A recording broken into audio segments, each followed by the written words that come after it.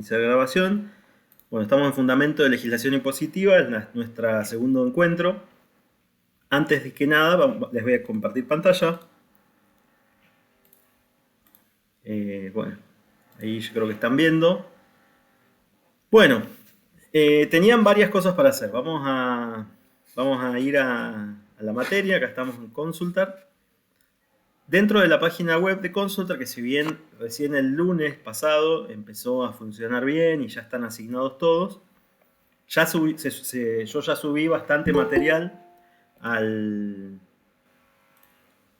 Ya subí bastante material a la página de Consultar, ¿sí? Entonces fíjense que tenemos el programa analítico de la materia, donde está toda la base de la materia y lo que tienen que ustedes poder demostrar y lo que tienen que acreditar para poder aprobar el curso, ¿sí? Tienen también un foro de avisos donde yo les voy a ir haciendo algunos avisos. También tenemos el foro de WhatsApp, que es mucho más probable que utilice ese que este que tenemos acá, pero puedo usar los dos, cualquiera de los dos, a veces a la vez. Después tenemos el foro de consultas habilitado para consultas de ustedes, ¿sí? Yo les pido que tratemos de usar todas las preguntas por ahí. Y después, bueno, recordarles que dentro del programa están los criterios de evaluación, ¿no? Y qué tipo de notas nosotros tomamos. Ustedes saben que yo tengo la costumbre, y ya lo saben de mi otra materia, de tomar, de construir en realidad una nota eh, dura, digamos, que sería la nota numérica que ustedes tendrían en el examen, y además una nota por participación en clase, participación en los foros, en este caso, participación en la lectura, y en clase, obviamente, ¿no? Y la asistencia. O sea, toda esa nota es conceptual.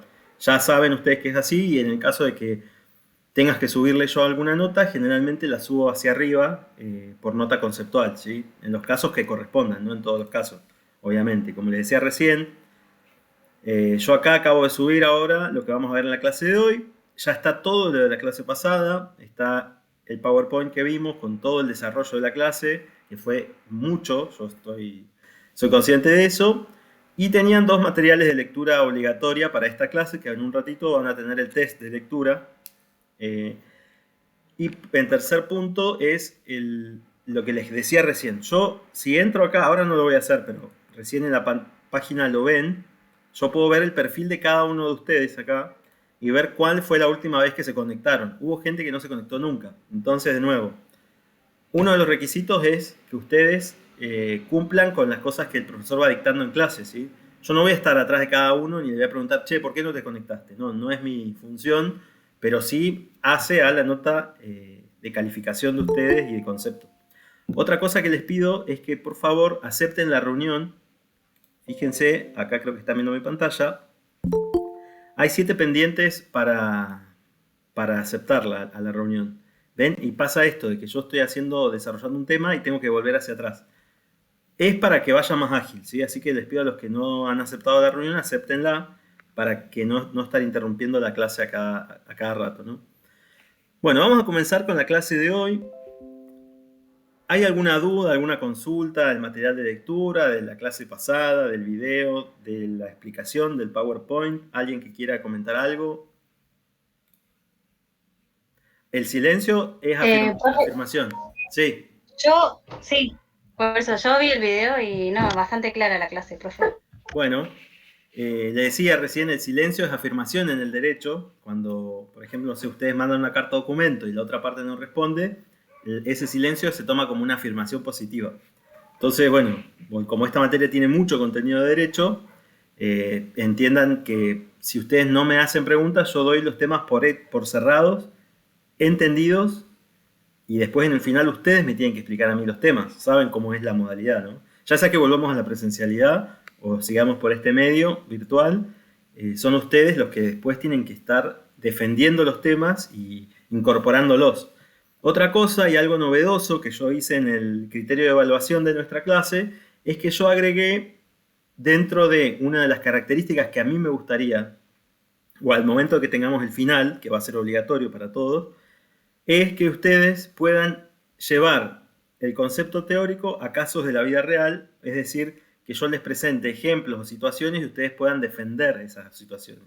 Para poder defender una situación, yo tengo que conocer de lo que estoy hablando. O sea, imaginemos que yo les diga, no sé, la ciudad de Comodoro Rivadavia creó un tributo en el cual les decía o pide que los vecinos separen la basura y entonces, de esa forma, quien cumpla va a tener una devolución de impuestos y quien incumpla va a tener una multa. ¿Qué tipo de tributo es? ¿Es una tasa, es una contribución o es un impuesto? Bueno, el que defienda que es un impuesto va a tener que defender, va a tener que decir qué es un impuesto, saber qué es un impuesto, explicar por qué mantiene la postura que es un impuesto. El que diga que es una tasa va a tener que exponer por qué piensa que es una tasa, cuál es la característica de la tasa, qué significa la tasa, y el que piensa que es una contribución, lo mismo, va a tener que defender por qué considera que ese tributo que creó la ciudad de Comodoro Rivadavia es una contribución. Y además van a tener que poder decir si esa contribución, si esa tasa o si ese impuesto o ese tributo es legal o no. Si es legal, ¿tiene poder de imperio o no tiene? ¿Cumple con los requisitos de legalidad? ¿Cumple con los requisitos de división de poderes? ¿Quién lo creó? ¿Lo creó el intendente, que es el poder ejecutivo? ¿Lo creó el poder legislativo? ¿Lo crea el poder judicial? ¿Lo crea un organismo extraestatal que no tiene poder tributario, por ejemplo? Bueno, todas esas cuestiones, fíjense, que de algo tan simple como un caso de una ciudad que crea un impuesto para separar la basura, es donde ustedes tienen que después defender esa postura, ¿sí? ¿Alguien no entiende de lo que estoy hablando? ¿Tiene alguna duda, alguna consulta? ¿Damos ya el tema impuesto, tasa, contribución como entendido por todos? Profe, yo tenía una duda. Sí, Cuando se refiere a imperio, ¿a qué se sí. refiere? ¿Qué significa el poder de imperio? No sé. Sí, a El, eso lo que me quedó la duda. el poder de imperio es una facultad. Es la facultad que tiene el Estado para poder crear tributos y exigir el cobro de esos tributos. El poder de imperio viene, ustedes ahí en el material de lectura creo que está igual, dice de cuál es el origen. El origen del poder de imperio es un origen que se remonta en la historia al poder feudal que tenía el rey en el sistema absolutista que habíamos visto la clase pasada. En ese momento el rey tenía el poder de imperio absoluto. Él creaba la ley, él hacía que la ley se cumpla y él recaudaba todos los impuestos. Acá ese poder de imperio se lo dio el pueblo, se lo delegó a los representantes, que son los gobiernos. En nuestro caso, todo el Estado argentino, en nivel nacional, provincial y municipal, tiene poder de imperio, es decir, que tiene capacidades de crear leyes y exigir el cobro de ese tributo. Yo di el ejemplo, por ejemplo, imaginemos que alguno de nosotros crease un impuesto para estar en la clase. Y dice, no, por el uso de Zoom tienen que pagar un impuesto a Internet, por ejemplo, porque ocupan banda ancha. ¿Y quién lo dice? Y lo dice el proveedor de Internet. Entonces, ¿el proveedor de Internet tiene poder de imperio? No, no tiene poder de imperio ese proveedor de Internet porque no es un organismo del Estado y porque no es nosotros como pueblo no le dimos no le dimos ese poder delegado a ese ente, ¿sí? A esa empresa privada. El poder de imperio lo tiene el Estado nacional a nivel municipal, provincial y federal, ¿sí? Entonces, el poder de imperio es una facultad, una característica única y exclusiva del Estado, en todas sus formas. Y el único que puede, dentro del Estado, vimos que había división de poderes, había un poder legislativo, un poder ejecutivo y un poder judicial, y vimos que el único que podía crear las leyes dentro de los poderes del Estado, ¿quién era? Legislativo. El poder legislativo.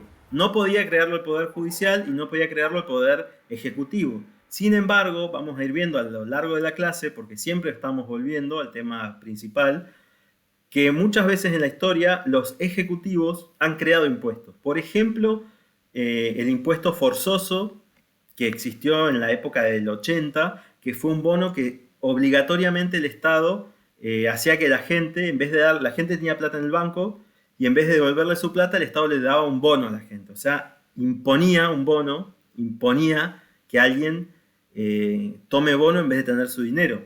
Por ejemplo, el impuesto inflacionario. Muchas veces se dice que ese impuesto inflacionario es un impuesto, por así decirlo, que no tiene una ley. No es que el Congreso se sienta y decide, bueno, el impuesto inflacionario va a ser tanto. No, es un impuesto que no está creado por el Poder Legislativo, ¿sí? Que es una acción de los tres poderes del Estado, pero no tiene un sustento legal.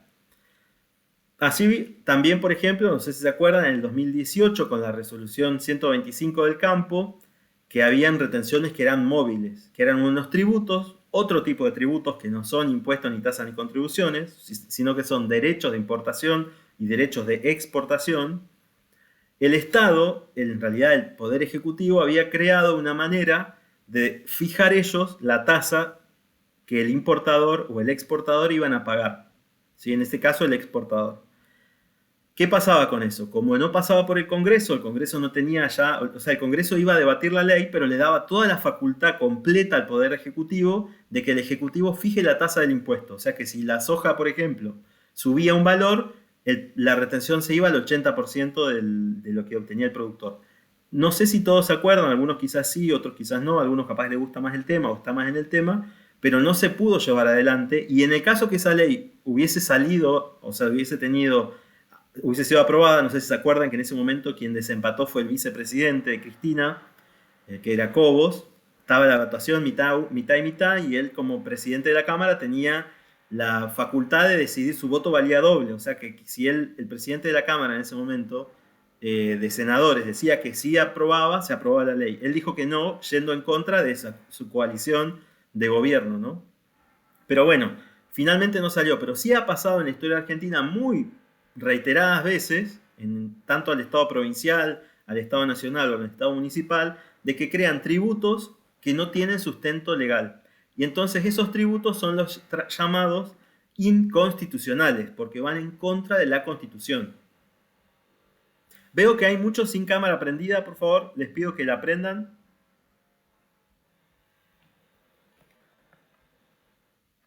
Porque es necesario, lamentablemente, estemos conectados. Es una clase de tipo virtual presencial, ¿sí? No es a distancia.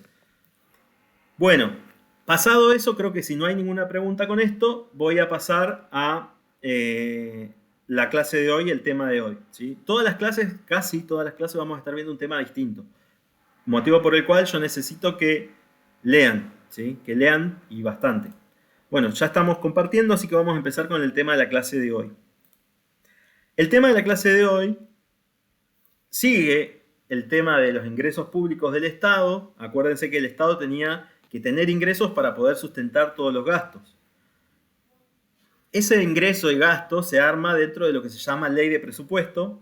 Esto tienen que saberlo sí o sí, y es pregunta de final. ¿Qué es la ley de presupuesto? La ley de presupuesto es una ley, como lo dije recién, que es mediante la cual el Poder Ejecutivo organiza el Estado y dice cómo va a hacer uso de los recursos que tiene. Por ejemplo, el año pasado, en el 2020, el gobierno presentó una ley de presupuesto en la cual dijo que iba a crear un impuesto. No dijo qué impuesto, pero dijo que iba a crear un impuesto y ese terminó siendo el impuesto país. ¿Sí? Sin embargo, hay otras personas de la oposición que dicen que al no haber definido el impuesto que tenía en el presupuesto, ese impuesto fue creado fuera del ámbito de la ley de presupuesto. ¿Qué es la ley de presupuesto? La ley de presupuesto es el Poder Ejecutivo diciendo qué va a hacer con los ingresos del Estado. Dónde va a gastar el dinero, dónde lo va a invertir, cuánto tiene que pagar de deuda. Es como que ustedes, imagínense en una casa, un matrimonio, arman un presupuesto para vivir durante el mes y dicen, bueno, esto tenemos que pagar de alquiler, esto tenemos que comer, con esto tenemos que, no sé, pagar internet, con esto tenemos que vivir, con esto cargamos nafta. Bueno, lo mismo que hacemos nosotros, lo hace el Estado a nivel nacional, a nivel agregado se le dice, ¿no? Porque agrega todas las variables de la economía. En el presupuesto, por ejemplo, se establece cuál va a ser la inflación esperada por el gobierno. Se dice cuántos ingresos va a tener, cuántos ingresos se esperan obtener y cuántos gastos esperan obtener. Ustedes habrán tenido otras materias donde veían seguramente algún presupuesto y los presupuestos siempre son proyecciones al año siguiente. Esto es lo mismo. Es una proyección que está obligado el Poder Ejecutivo a realizar y se la presenta al Congreso. El Congreso lo debate y dice, bueno, a ver, ¿qué van a hacer con la plata? ¿Van a pagar deuda? asfaltar alguna ruta, van a crear algún hospital, van a mejorar la educación, ¿qué van a hacer con la plata? Entonces el Congreso es el que dice, bueno, vamos a aprobarlo o no vamos a aprobar esta ley. A lo largo de toda la historia argentina hubo una sola vez que no se aprobó el presupuesto y fue en un gobierno de Cristina, no estoy seguro ahora el año, no sé si fue el 2018 o 2017, que no se aprobó y fue la primera vez, por lo menos en la etapa moderna argentina, de que no hubo ley de presupuesto y se tuvo que utilizar el presupuesto del año anterior. Esto marca que el presupuesto en realidad es una formalidad, porque ningún gobierno sigue después el presupuesto. Por ejemplo, para este año 2021 se espera una inflación del 30% y ya creo que en los primeros meses del año ya estamos en 20%. Entonces es imposible que se llegue a la meta que propone el Ejecutivo. Sin embargo, es una ley y hay que cumplirla y el Ejecutivo lo tiene que hacer y presentarlo al Congreso de la Nación. Ahora pasamos a lo siguiente. Dentro de la ley de presupuesto que yo les nombraba recién, tenemos lo que se denomina presión tributaria. Y acá me quiero parar un poquito. La presión tributaria, acá van a tener, bueno, qué es y qué significa. La presión tributaria significaría lo siguiente. Muchos de ustedes están trabajando, ¿no? ¿Sí? Sí, profe, va.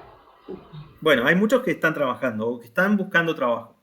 Imaginemos que ustedes van a trabajar todos los días, de lunes a viernes, los 30 días del año, los 30 días, perdón, del mes, y cuando llega su sueldo, empiezan a ver todas las deducciones que tiene su sueldo. Tiene jubilación, obra social, bono a contribuciones, tiene sindicato, bueno, todo lo que por ley se paga vía recibo de sueldo.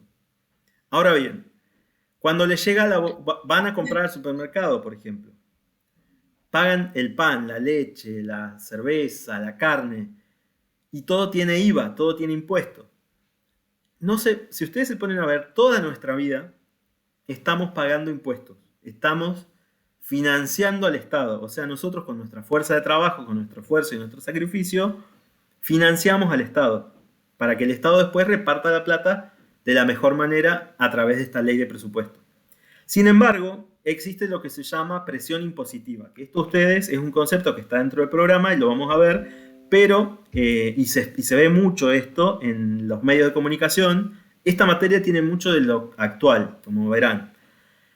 Entonces la presión tributaria va a ser un indicador dentro de la sociedad que va a decir cuántos tributos un individuo o un sector o toda la nación le paga al Estado, o cuánto el Estado se mete en la propiedad privada de la gente. Acuérdense que nosotros habíamos visto algo muy importante que era del mundo moderno, del Estado moderno, que era la protección a la propiedad privada y que venía desde la época de nuevo del señor feudal. Acuérdense esto que yo les decía, que había un rey en su momento, habían reyes, que caminaban por su reinado y decían, me gusta esta tierra, me quedo con esta tierra, me gusta esa vaca, me quedo con esa vaca, me gusta la hija del campesino, me quedo con la hija del campesino. O sea, no había propiedad privada.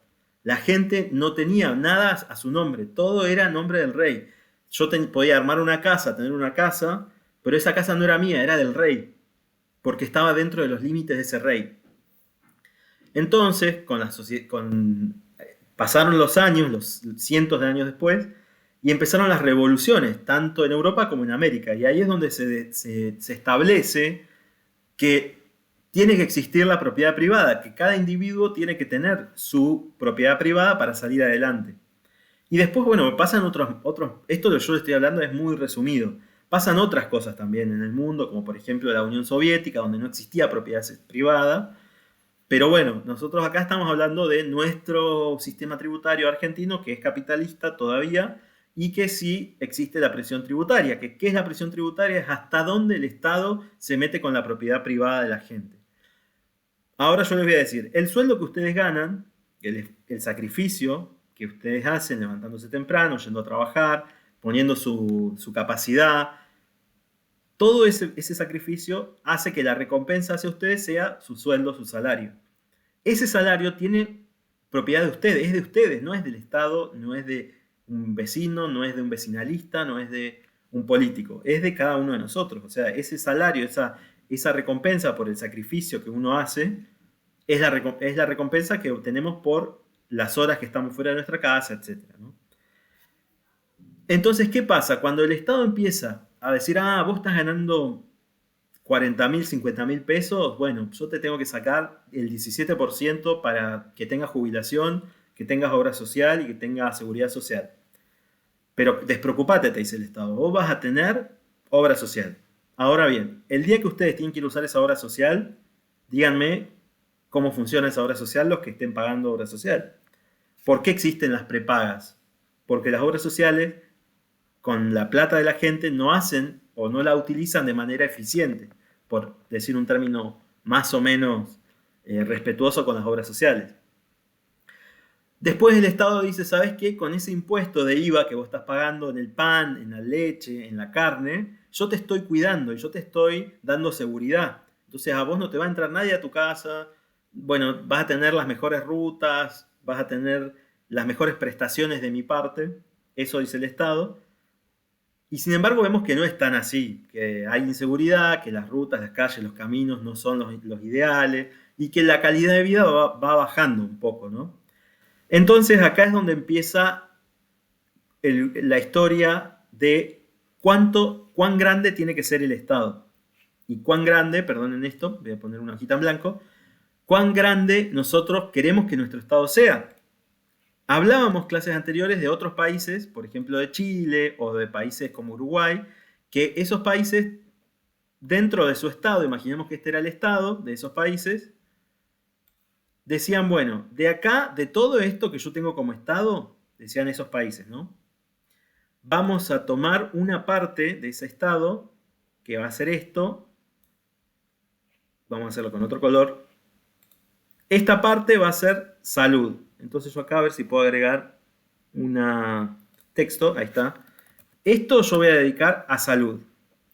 Esta porción, imaginemos que ese rectángulo azul son los impuestos. Esta porción, dice este Estado uruguayo, voy a tomarlo para salud. Otra porción la voy a tomar para seguridad. Y otra porción la voy a tomar para educación. ¿Entienden? ¿Qué estoy haciendo? ¿Se entiende? Sí, profe. ¿Sí? Lo azul es... ¿Para dónde va cada cosa? Sí. Claro, ese rectángulo azul es el tamaño del Estado que los uruguayos deciden tener. Y ahora bien, llega un momento en que los uruguayos dicen, ¿saben qué? No vamos a tener un hospital por ciudad, vamos a disminuirlo, vamos a poner un hospital cada 2 ciudades. Ok, vamos a achicar el Estado en salud. Y nos van a decir, y le van a decir a sus pobladores también, tanta inseguridad en los pueblos no hay, así que en vez de tener un policía cada 3.000 habitantes, vamos a tener un policía cada 6.000 habitantes. Se achica la salud, se achica la seguridad, y después van a decir, la educación, en vez de pagarle a los docentes lo que le tenemos que pagarle, vamos a pagar un poquito menos y no vamos a invertir este año tanto en educación, porque hay mucha gente que se la puede pagar privada. ¿Qué pasa con el Estado uruguayo? A la vez dice, vamos a disminuir impuestos para que la gente no nos pague tanto impuesto. Nosotros no le cobramos tanto impuesto, la gente tiene más impuestos. O sea, si a mí no me cobran impuestos, ¿qué está pasando? La plata esa me la estoy ahorrando. Imagínense que ustedes van al supermercado y el supermercado le dice, no, en la leche ya no paga más IVA, entonces de valer 80 pesos ahora vale 60. Van a decir ustedes, los 20 pesos que me voy a ahorrar de acá en todo el año, que van a ser, no sé, 20.000 pesos, supongamos, quedan para mí, los puedo invertir en mejorar mi casa, en comprarme otra cosa, en comprarme ropa, en irme de vacaciones un fin de semana a algún lado. ¿Qué pasa? Se achica el Estado porque también se achican los recursos del Estado, que es lo azul, y lo negro que tenemos acá es los gastos del Estado. O sea, al achicarse los gastos, ¿qué está pasando con ese Estado? Ese Estado está ahorrando y entonces está diciéndole a su propia población, ¿saben qué? Esa plata no me la paguen a mí, sino que muevan la economía. O sea, salgan de vacaciones, cómprense ropa, mejoren su calidad de vida. Yo les voy a dar menos prestaciones como Estado, pero ustedes a cambio van a tener más dinero O sea, no me voy a meter con su capital ni con su propiedad privada. ¿Se entiende? Sí, profe.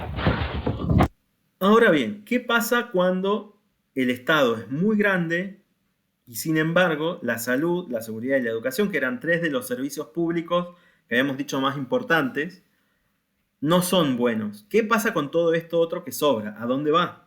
Bueno, esa es una muy buena pregunta. ¿A dónde va? No lo sabemos. Lamentablemente en Argentina estamos viviendo en un momento, y no solo en Argentina, en muchos países en general, estamos viviendo algo que se llama, pero particularmente en Argentina, laberinto tributario. Todos estos que ustedes ven acá son impuestos, tasas y contribuciones que los argentinos, los ciudadanos y las empresas tienen que pagarle al Estado Nacional en todas sus formas. Nosotros tenemos un impuesto a las ganancias, tenemos un impuesto a valor agregado que es el IVA, tenemos impuesto a los cheques, tenemos impuestos internos a la leche, al tabaco, a las bebidas alcohólicas, tenemos ganancias mínimas presuntas de empresas, tenemos impuesto a la transferencia de inmuebles. Supongamos que ustedes tienen una casa y tienen un hijo y el día de mañana a ese hijo ustedes le quieren transferir esa casa, tienen que pagar un impuesto. Tenemos el monotributo, que es en el caso de trabajadores autónomos. Tenemos bienes personales. Si ustedes tienen más de 1 millón de pesos en bienes, que con un auto ya llegan, o con una camioneta ya lo superan, o sea que tienen que pagar bienes personales. Tenemos impuestos internos a los seguros, tenemos impuestos de cigarrillos, impuestos al comercio exterior, tasas distintas al gasoil, al gas licuado.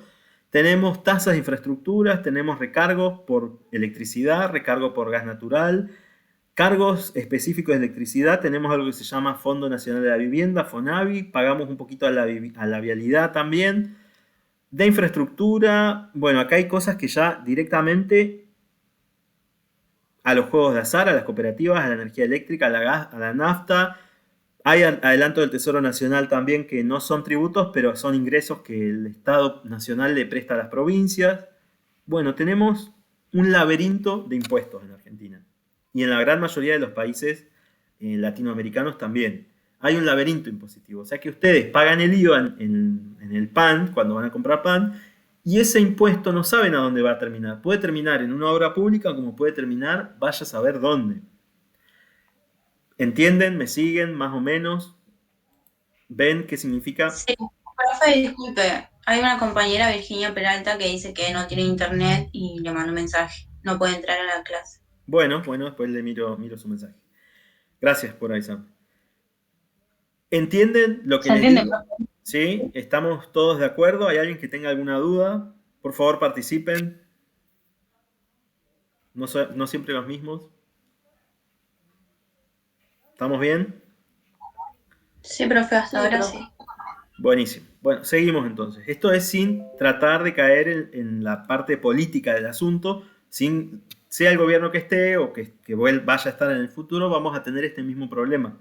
En Argentina tenemos miles de impuestos, tributos, tasas, contribuciones, de todo tipo. Ahora, acá se termina el tema, ¿eh? Yo más de esto no necesito que sepan. Sí, bueno, acá estamos viendo algunos impuestos, vamos a ver algunos de estos, vamos a ver ganancias, vamos a ver IVA y vamos a ver monotributo dentro de la clase y un poquito de bienes personales también. Todo el resto de los impuestos no lo van a ver y es imposible y no nos daría, creo que los 365 días del año para ver todos los impuestos que tenemos y tasas y contribuciones y tributos en general en la Argentina. Pasamos a lo siguiente, vamos a pasar a la relación jurídico-tributaria. Este es otro tema dentro de nuestro programa y es un tema muy, muy importante que este sí necesito que lo sepan, más allá que necesito que todos los temas lo sepan. En este en particular hay alguna cosa que quiero que vean. Nosotros dijimos que al pagar un impuesto, nosotros somos personas físicas que estamos trabajando y pagamos impuestos. No sé si en formas puedo armar una persona. Supongamos que somos estos nosotros acá. Somos personas, ¿no? Estamos acá. Este era el ejemplo anterior, lo vamos a sacar.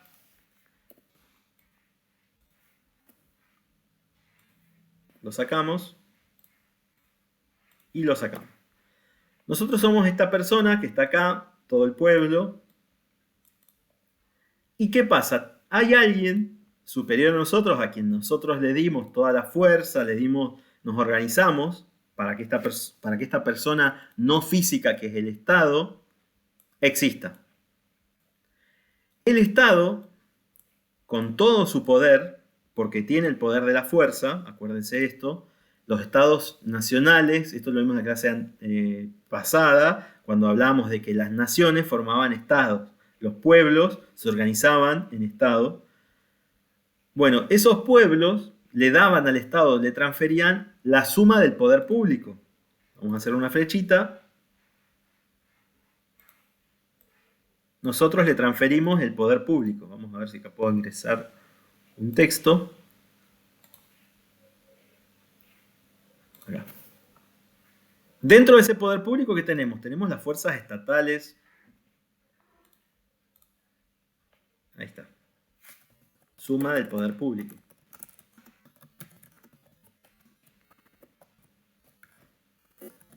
Uso de la fuerza. Poder de imperio. Entre otras cosas. Esto es muy resumido.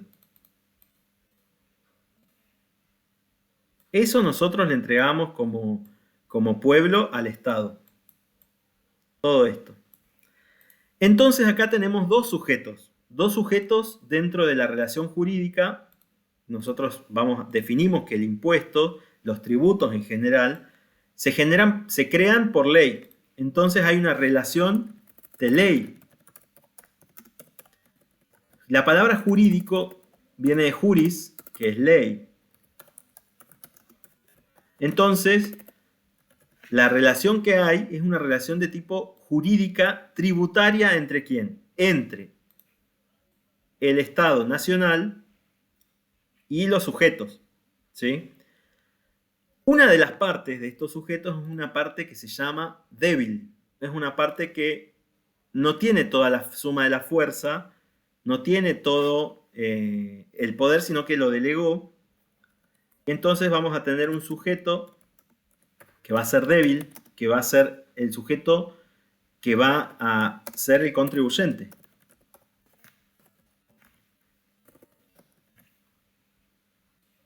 El sujeto débil va a ser el contribuyente y el otro va a ser el Estado. El Estado, con toda su fuerza y con ese poder que nosotros le dimos en un principio, incluso le dimos el poder de la fuerza pública. El Estado es el único que puede utilizar la fuerza pública en contra de nosotros.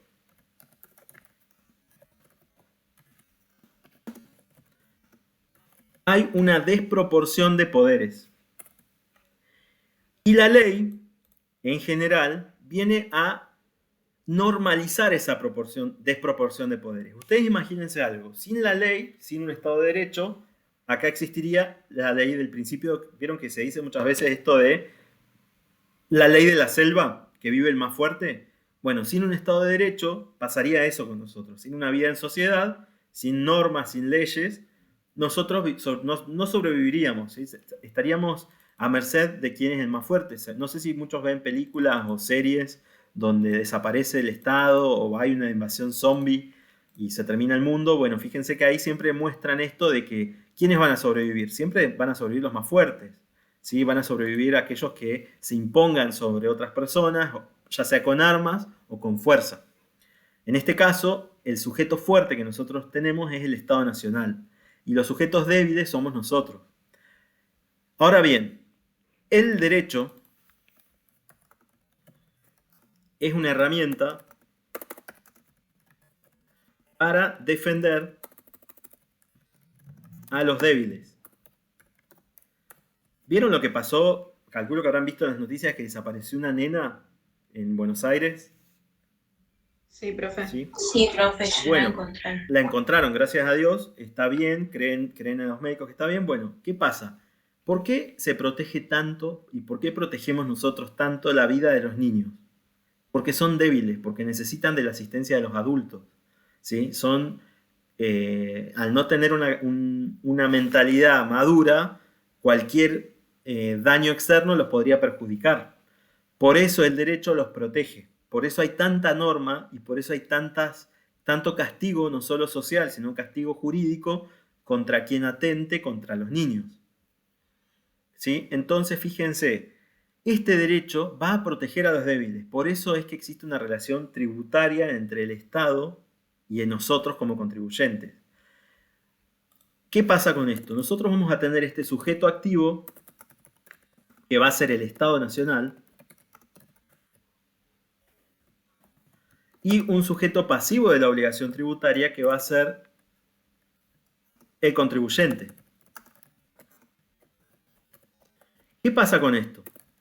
El Estado, en todas sus formas, nos va a defender. Nosotros tenemos a la ley de nuestro lado y la Constitución defiende los derechos del contribuyente.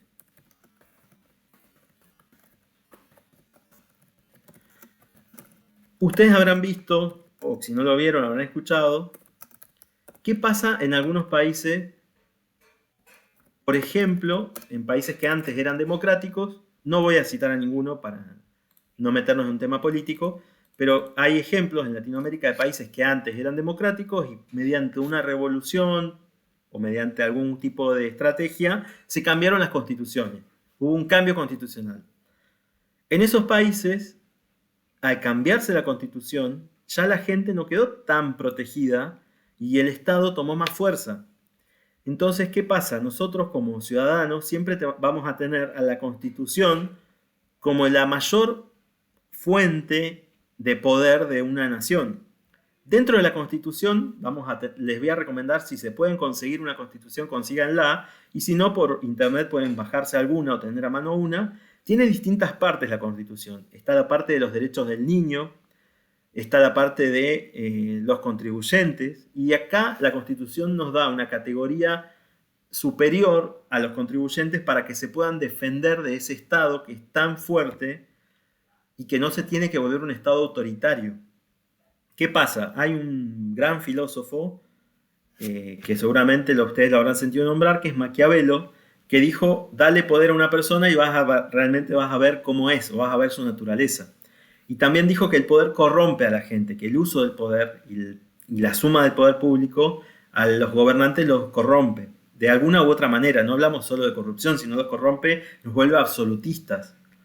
Entonces las constituciones modernas lo que vinieron a hacer fue a defender a los contribuyentes y a armonizar esa relación dispar que existe entre estas personas.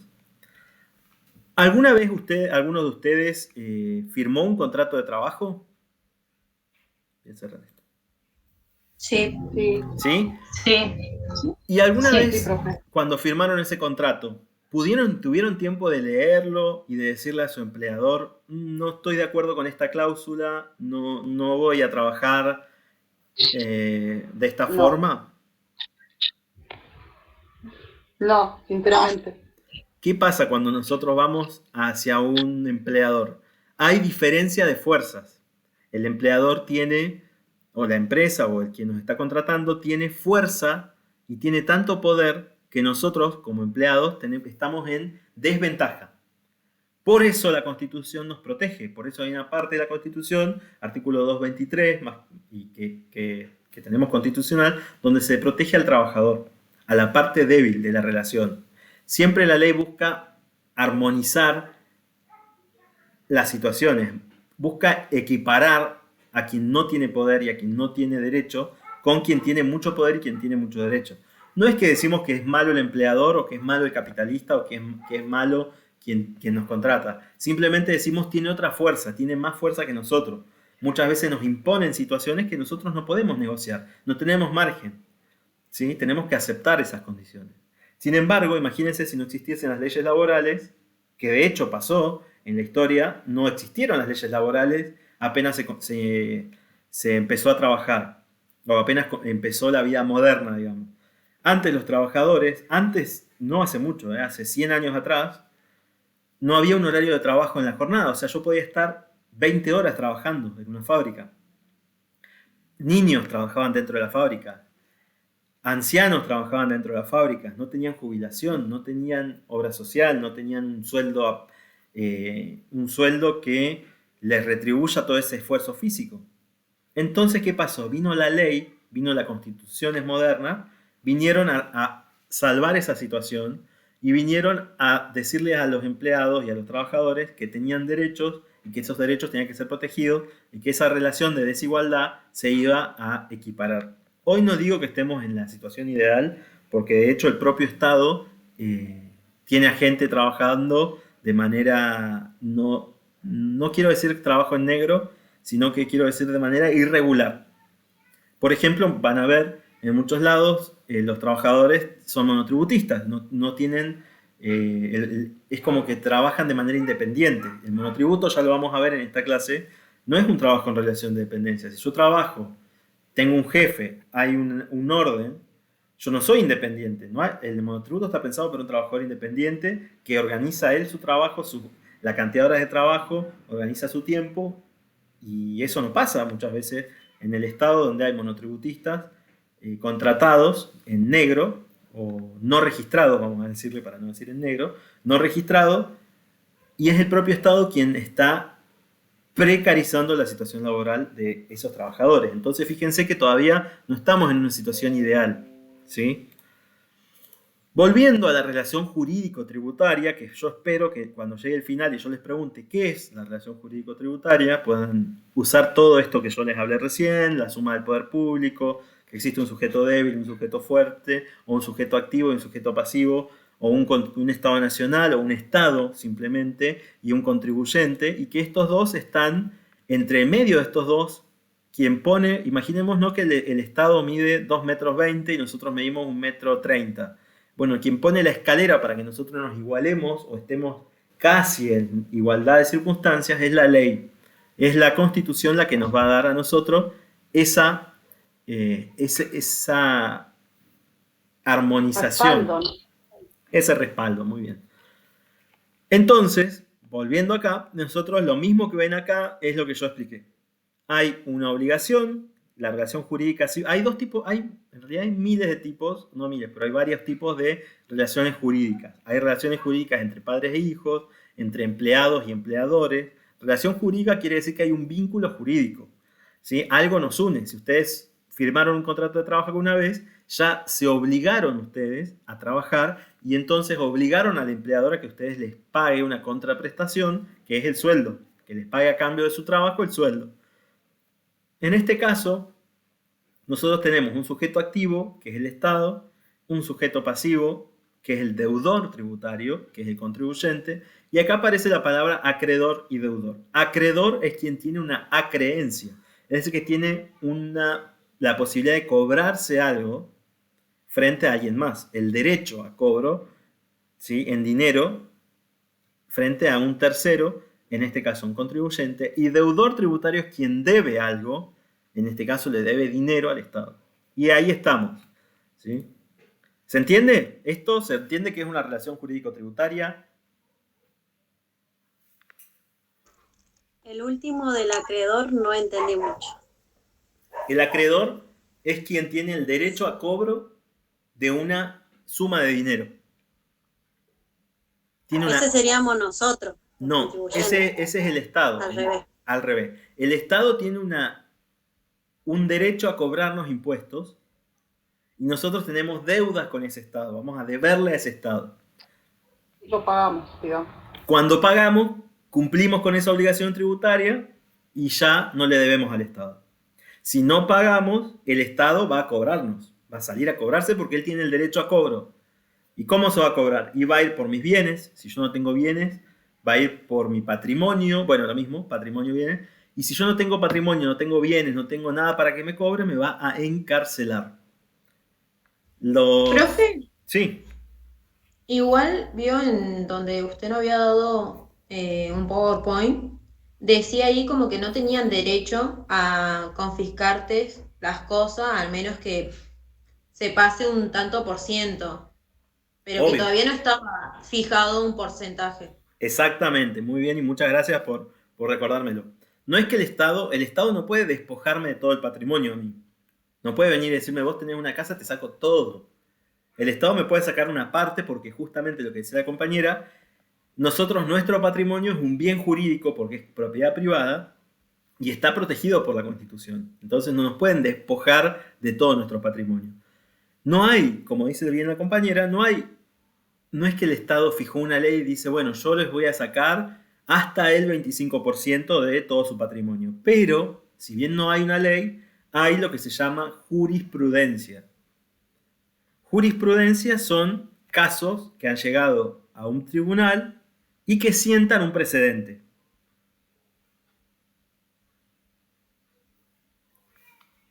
Profe, Sí, ¿y cuánto, o sea, una persona tiene que deber para que te empiecen a sacar cosas de tu patrimonio? sí. En realidad es así. Yo realizo una actividad económica y el Estado, como yo realizo una actividad económica dentro de su territorio, dentro del territorio del Estado, y el Estado me dice, ah, sí, estás ganando plata, bueno, dame un poquito a mí porque yo soy el Estado y tengo derecho a cobrarme este impuesto. Y yo le voy a decir, no, ¿sabes qué, Estado? No te lo voy a pagar porque la usé la plata para otra cosa o porque no las pude cobrar. Bueno, me va a decir el Estado, te voy a mandar una notificación y te voy a pedir que me pagues. Me manda la notificación, yo hago un descargo, le digo, mira, Estado, no tengo posibilidad de pagarte.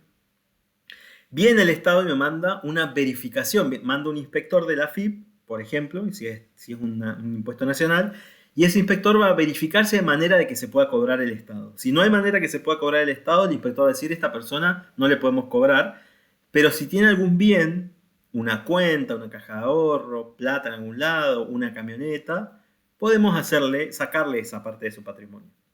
Ahora bien, si yo lo único que tengo es esa camioneta, yo puedo decir con un abogado, obviamente, o con un contador que me asesore, este es todo mi patrimonio, no me pueden sacar más que el 25% de todo el patrimonio.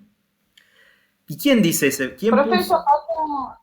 eso pasa cuando sacas un préstamo que el banco no tiene la posibilidad de sacarte todo tu sueldo, sino que te saca un 20% o te lo hace en cuota. Exacto, de ahí Es más o viene menos lo también. mismo. Viene de Igual ahí, pero depende, ahí, sí, depende de qué tipo de ejecución tome. Por ejemplo, los que son de esto de banco y eso, bueno, sí te toman así.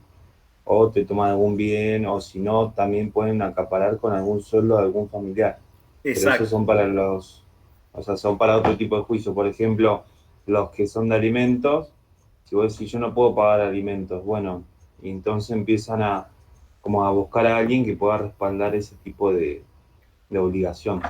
Exacto, ahí hay otro tipo de relación jurídica. En el caso del banco no es una relación jurídica civil, sino que es una relación jurídica comercial. En el caso de que yo tenga un hijo y le tenga que pasar dinero, es una relación jurídica civil, ahí sí pasa lo civil, pero en lo que decían del banco hay también un sujeto activo que es acreedor, que tiene el derecho a cobrarse, un sujeto pasivo que es el deudor, que debe esa deuda, y la obligación que está en el medio, la obligación de pagar.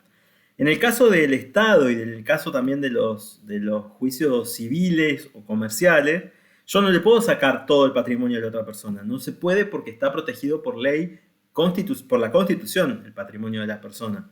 Por eso es que yo no puedo sacarle más del 25%, que si bien no está escrito en ninguna ley, eso está por costumbre, por así decirlo, por usos y costumbres o por jurisprudencia, se estableció que es hasta el 25%, si vos podés cobrarte una deuda, supongamos que acá a alguno le presta plata a otro y el otro no le quiere pagar. Bueno, van a un juicio y ahí van a determinar que si la otra persona no tiene toda la capacidad económica, hasta un 25% de su patrimonio se pueden cobrar.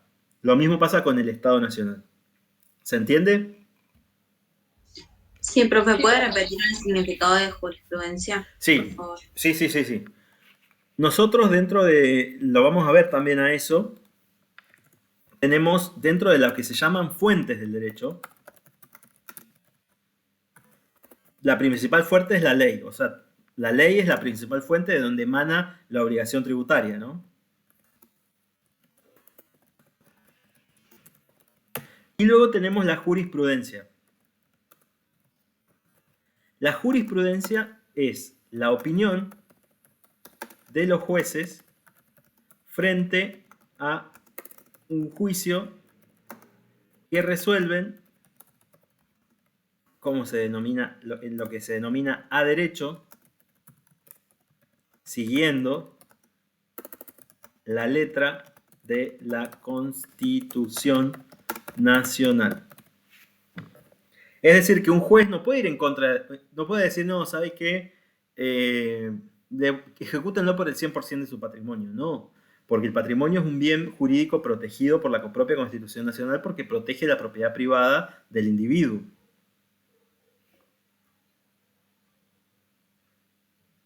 Vieron que los jueces, cuando hay un juicio, dan una sentencia al final del juicio. Esa sentencia sería la opinión del juez. Voy a ponerlo acá. Es la sentencia. ¿Puede? Esta es muy buena pregunta que se me está ocurriendo ahora. ¿La ley y la jurisprudencia son sinónimos? No. Muy bien, no lo son. Muy bien, porque ¿qué pasaría si un juez dice, sabe que en vez de pagar el 21% de IVA, yo lo obligo a que pague el 30%? ¿Qué está haciendo el juez? Está haciendo algo inconstitucional. Muy bien. Está por ley, está el 21%. Igual la jurisprudencia, no, según lo que habíamos estudiado el año pasado, se puede tomar o no. Ahí hay un pequeño error conceptual. ¿Es inconstitucional? Sí, pero no porque la ley dice que es el 21%. Es inconstitucional porque no respeta la división de poderes de la República. Porque el Poder Judicial no puede crear leyes, no puede crear impuestos. El Poder Justo iba a Judicial... decir eso, pero me olvidé. Ah, bueno, está, pero iba bien en el razonamiento. La separación de poderes incluye esto, que el Poder Judicial lo único que hace es controlar a la ley que creó el Poder Legislativo. Controlar que esa ley se cumpla. Entonces, si un juez dice, ¿sabe qué? En vez del 21% iba a pagar el 30%, está creando leyes. Y esa sentencia es nula, no vale, no tiene validez porque es inconstitucional. Va en contra de la Constitución. Es muy importante, todas las sentencias siempre tienen que ir siguiendo la letra, en principio, de la Constitución Nacional. A derecho se le dice, o sea, tienen que ir con la Constitución Nacional como principal referencia. Y no es fácil, les puedo asegurar que un juez para dar una sentencia tiene que leer y leer y leer y leer, porque donde le erra o deja alguna arbitrariedad o deja algún vestigio de que quiere crear una ley o va en contra de la propia Constitución, a ese juez lo pueden remover de su cargo porque no está respetando la independencia de poderes. ¿Sí? Y puede tener un juicio político ese juez. Entonces, como fuentes del derecho, nosotros vamos a tener a la ley, que es la principal creadora de fuentes. Si no existe la ley, no hay ningún derecho. O no hay no hay nada, digamos. Primero existe la creación de la ley y luego vienen los derechos y obligaciones. La jurisprudencia va a ser cuando un juez se pone a revisar para determinado caso si la ley se aplicó o no se aplicó. Y por último vamos a tener como otra fuente del derecho la doctrina. La doctrina es la opinión de los especialistas en la materia a través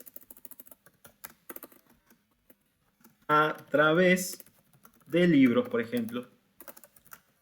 Entonces ustedes van a ver muchas veces, existe y pasa, de que tanto en el derecho como en la parte impositiva, en el derecho tributario, muchos autores o especialistas dicen, esta ley está mal por esto, por esto, por esto, por esto, y después esa opinión llega al legislador, y el legislador dice, ¿saben qué? Me voy a basar en tal autor que dijo que esto estaba mal por tal y tal y tal motivo. O sea, esta opinión de los especialistas es tomada en cuenta como fuente de derecho.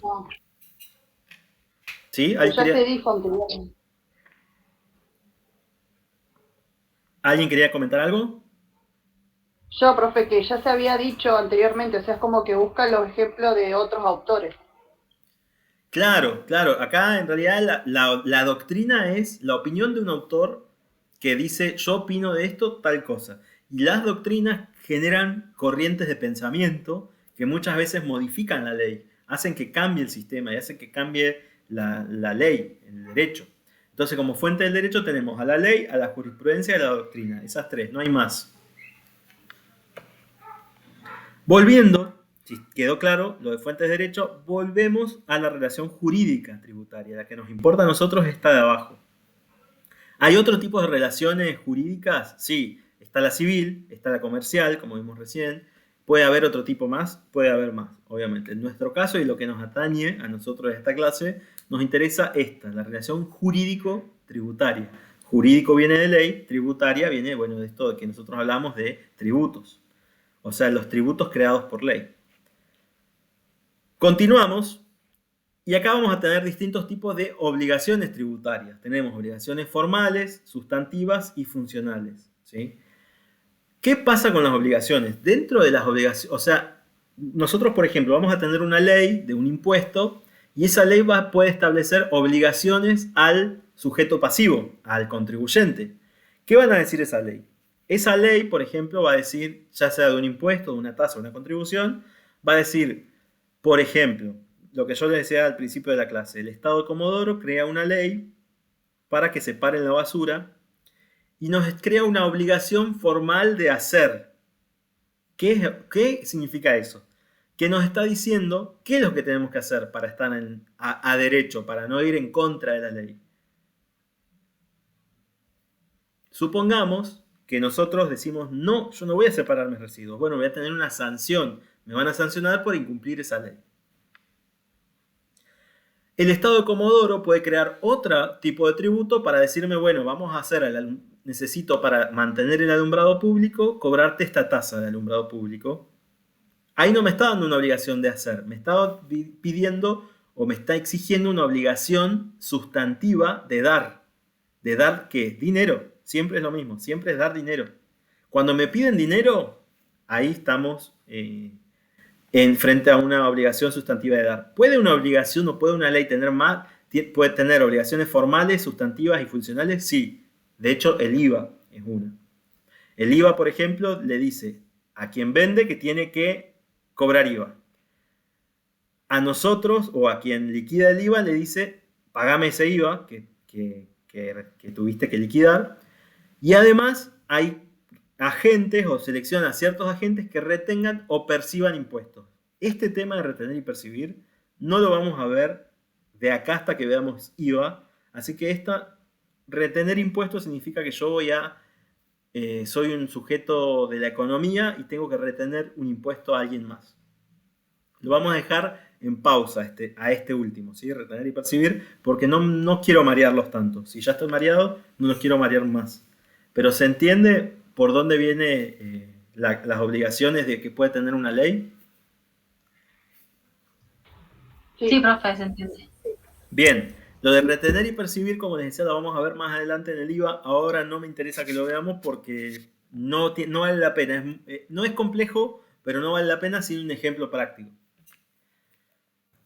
Pasamos dentro de las relaciones que hay, nosotros tenemos una relación de tipo de deuda, relación de deber, que tiene una significación, ¿sí? ¿Qué debo yo? Debo el pago del tributo.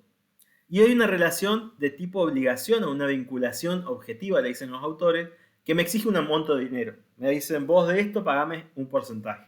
Yo recién les decía, ustedes tienen una casa que está a nombre de ustedes y el día de mañana quieren donársela a alguno de sus hijos, cedérsela a alguno de sus hijos o que sus hijos hereden. Bueno, el Estado dice, páguenme por ese cambio de titularidad de esa casa o de ese bien, páguenme a mí un monto. ¿Por qué? Y porque soy el Estado, me tienen que pagar. ¿Sí? Lo mismo con el tema sueldo. El tema sueldo me va a decir, bueno, el 17% de lo que gana el trabajador, retenelo en concepto de no solo de tributos, sino también de otro tipo de obligaciones que hacen a la vida del Estado. Acá tenemos, bueno, la diferencia que ya habíamos visto en la clase pasada, la volvemos a repetir, qué es un impuesto, qué es una tasa y qué es una contribución. Un impuesto, entonces, ahora viendo lo que vimos recién, es una prestación exigida al obligado, es decir, al contribuyente, y es independiente de toda actividad relativa a él. Es decir que, en este caso, la obligación y la prestación del servicio por parte del Estado no existe, no hay una relación. No es que ustedes pagan IVA y tienen mejor salud, mejor educación o mejor seguridad.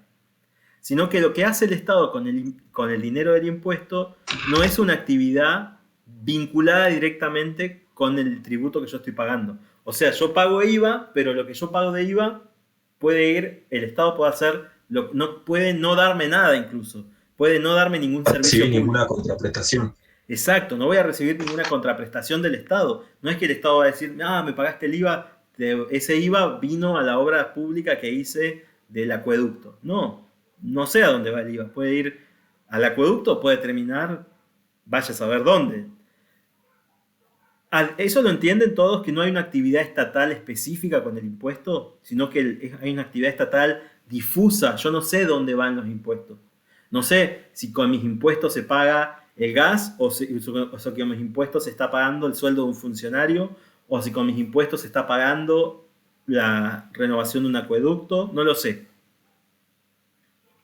¿Se entiende? Sí, profe. Sí, se entiende, profe. A diferencia, la tasa sí hay una actividad estatal individualizada y materializada. O sea, yo la veo. La tasa de alumbrado. Si yo tengo luz y estoy pagando por esa tasa, el Estado tuvo una actividad y una prestación de un servicio público individualizado. Pagué la tasa de luz, entonces tengo luz, veo la actividad del Estado. Voy, pago esa tasa, tengo luz. Ahora, vivo en una zona donde no hay alumbrado público, no pago la tasa. No hay actividad estatal, no pago la tasa. Ahora, vivo en una zona donde no hay luz, pero sí hay un kiosco, ese kiosco me está cobrando el IVA es un impuesto, ¿dónde está o sea, yo pago ese impuesto, ¿y dónde está la contraprestación? Y no lo sé porque esa actividad del Estado es difusa. Ahí el Estado con el impuesto lo aplica a lo que quiere, gasta en donde quiere. En cambio, en la tasa, el Estado está obligado a prestar un servicio individual a quien la paga. Y quien no recibe ese servicio, no paga la tasa. ¿Se entiende? Sí, profe. Por ejemplo, la tasa de justicia igual es una tasa que se usa. También, yo necesito utilizar algo del Poder Judicial o un sello o pagar un juicio, tengo que pagar la tasa de justicia. ¿Y qué veo? ¿Cuál es la actividad estatal ahí? La prestación de un servicio de la justicia. La tasa siempre va a implicar que existe una prestación de servicio individualizado. Y acá va a venir lo último que vemos, que es la contribución, que también hay una actividad estatal, pero ojo, porque esta actividad estatal me beneficia a mí patrimonialmente, hace que mi patrimonio crezca. Yo tengo una casa, vienen, me hacen el asfalto, la casa aumentó el valor. Yo tengo una casa, me hacen una plaza, aumentó el valor. Yo tengo una casa, ponen una universidad. ¿Asfalto también? No. Asfalto, sí, pone el asfalto del Estado o el gobierno municipal, en cualquier forma que esté, y aumenta el valor de la propiedad. Yo tengo una casa, supongamos, y declaran que hay el Estado va a poner una pileta, como ahora en el barrio Roca, creo que esto ya lo había dicho, aumenta el valor de esas propiedades. Yo tengo una casa y van a construir una red, supongamos, no sé, de subtes o de trenes acá en Comodoro, y yo tengo la estación de tren en la esquina de mi casa, va a aumentar el valor de mi casa, porque la gente va a querer estar cerca de ese tren, por ejemplo, para ir en vez de usar el auto, pagan el tren y llegan al centro, supongamos, ¿no? Lo mismo pasa con los colectivos. Hay gente que tiene la posibilidad de tener las paradas de colectivo cerca y si alquilan su casa, eso suma valor al valor de alquiler. Acá quería hacer una pausa con esto y decirles que hay una trampa atrás de todo esto y va a haber una trampa en el examen. Y ya se las voy adelantando. Supongamos que, prendan sus cámaras por favor, que hay muchos sin cámara. Supongamos que la municipalidad de Radatili, para no hablar siempre de la de Comodoro, la municipalidad de Radatili va a crear un tributo en el cual a la gente que entra a la playa le va a cobrar $1.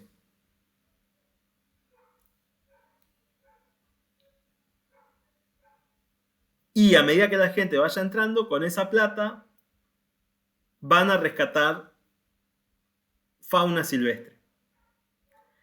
Piénsenlo un ratito y díganme si es. Y el nombre le pusieron impuesto a la playa. Ese es el nombre del tributo. Impuesto a la playa. Piénsenlo un ratito y díganme qué tipo de tributo es. Piénsenlo, esto es suma a la nota conceptual que yo les decía.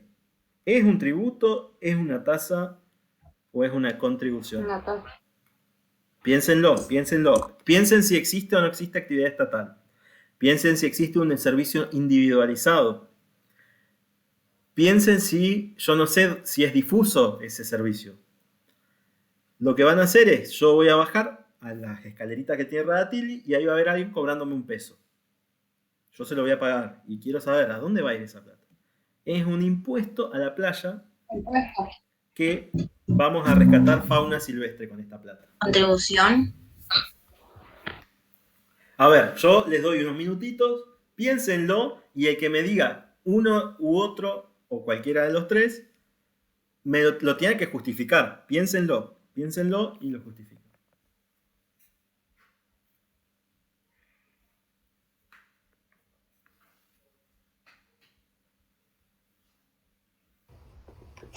Creo que para mí es una contribución. ¿Por qué? Porque digamos que los fondos ya están delimitados por lo que se va a hacer con esos fondos. O sea, ahí sí dice, se va a rescatar fauna silvestre. Entonces, vos ya sabés que esa plata va para la fauna silvestre. En cambio, si fuera un impuesto, te pones impuesto a la playa y se va y nada más, no te dice más nada.